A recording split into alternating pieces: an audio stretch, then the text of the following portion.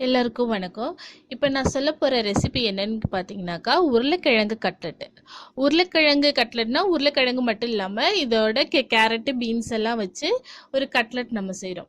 இது மோஸ்ட்லி நிறைய பிள்ளைங்க வந்து உருளைக்கிழங்கு சாப்பிடுவாங்க, ஆனால் கேரட்டு பீன்ஸ் எல்லாம் சாப்பிடவே மாட்டாங்க, ஒதுக்கி ஒதுக்கி வச்சுருவாங்க. கேரட்டு பீன்ஸ்ல எல்லாம் நார்ச்சத்து இருக்குது. இந்த மாதிரி கட்லெட் மாதிரி செஞ்சு கொடுத்தீங்கன்னாக்கா குழந்தைங்க ரொம்ப விரும்பி சாப்பிடுவாங்க. இது செய்கிறதுக்கு என்னென்ன பொருள் தேவைன்னு பார்க்கலாம். உருளைக்கிழங்கு ஒரு 4 கொஞ்சம் பெருசாகவே எடுத்துக்கோங்க. அப்புறம் கேரட்டு பீன்ஸு ரெண்டுத்துலேயும் 100 எடுத்துக்கோங்க. ஒரு 100 கேரட்டு 100 பீன்ஸு நல்ல சின்ன சின்னதாக சாப் பண்ணிவிட்டு உருளைக்கிழங்கை வந்து வேக வச்சுக்கணும். ஃபஸ்ட்டு பெரிய வெங்காயம் 1, அப்புறம் நறுக்கிய கொத்தமல்லி தழை கொஞ்சம், மிளகாத்தூள் ஒரு 2 டீஸ்பூன் எடுத்துங்க, உப்பு கொஞ்சம், இது கூட கொஞ்சம் இஞ்சி பூண்டு கலவையும் லைட்டாக சேர்த்துக்கணும். அப்புறம் பிரெட் க்ரம்ஸ் இருக்குது பார்த்தீங்களா, அது வச்சுக்கணும். அப்புறம் மைதா மாவு ஒரு டீஸ்பூனு, எண்ணெய் வந்து நமக்கு வந்து சில பேர் வந்து எண்ணெயில் பொரிச்செடுப்பாங்க, தோசைக்கல்லையும் நம்ம பொரிச்செடுக்கலாம், அதுவும் நல்லா தான் இருக்கும். தேவையான பொருள்லாம் சொல்லிட்டேன். இனி எப்படி செய்கிறதுன்னு சொல்கிறேன். உருளைக்கிழங்கை வந்து நல்லா வேக வச்சிடணும். வேக வச்சு தோல் உரிச்சிட்டு நல்லா மசிச்சு வச்சுக்கணும்.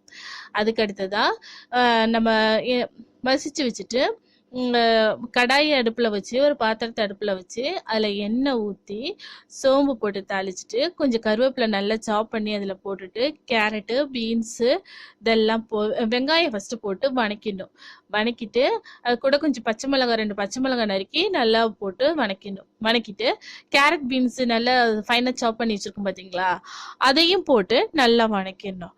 வணக்கிட்டு அப்புறமா கரம் மசாலா தூள் கொஞ்சம் இஞ்சி பூண்டு விழுத போட்டுறணும். போட்டு பச்சை வாசம் போக நல்லா வணக்கி எடுத்தோடனே கொஞ்சம் மிளகாய் தூள் கொஞ்சம் கரம் மசாலா தூள் போடணும்.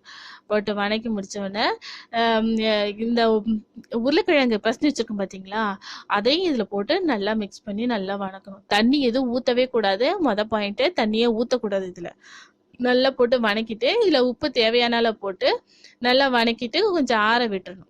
ஆற விட்டுட்டு அடுப்புலேருந்து இறக்கிடணும். இறக்கி நல்லா ஆற வச்சிடணும். ஆற வச்சுட்டு நமக்கு எந்த ஷேப்பில் கட்லெட் வேணுமோ அதை அந்த அளவுக்கு உருண்டை பிடிச்சி அந்த அழகை தட்டி அந்த ஷேப்பில் நம்ம டைமண்ட் ஷேப்பில் வேணா டைமண்ட் ஷேப்பில், இல்லைன்னா ஸ்கொயர் ஷேப்பில் வேணா, இல்லை ரவுண்டு, அந்த மாதிரி நமக்கு என்ன ஷேப்பில் வருமோ அந்த அளவில் கொஞ்சமாக உருண்டை எடுத்து அந்த ஷேப்பில் நம்ம செஞ்சு தட்டி வச்சுக்கணும்.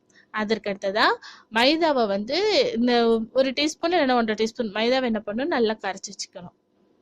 கரைச்சிட்டு பிரெட் க்ரம்ஸ் மைதா மாவு கரைக்கலாம். அப்படி இல்லைன்னா முட்டை இருக்குது பார்த்தீங்களா, முட்டை பிடிக்காதவங்க முட்டையை அடித்து வச்சுக்கிட்டு அதில் இதை இப்போ நம்ம செஞ்சு வச்சுருக்கோம் இல்லையா அந்த கலவை கட்லெட்டு, அதை எடுத்து அதில் முக்கி பிரெட் க்ரம்ஸில் தேய்ச்சி அப்படியே நம்ம தோசைக்கல்லில் போட்டு எடுக்கலாம்.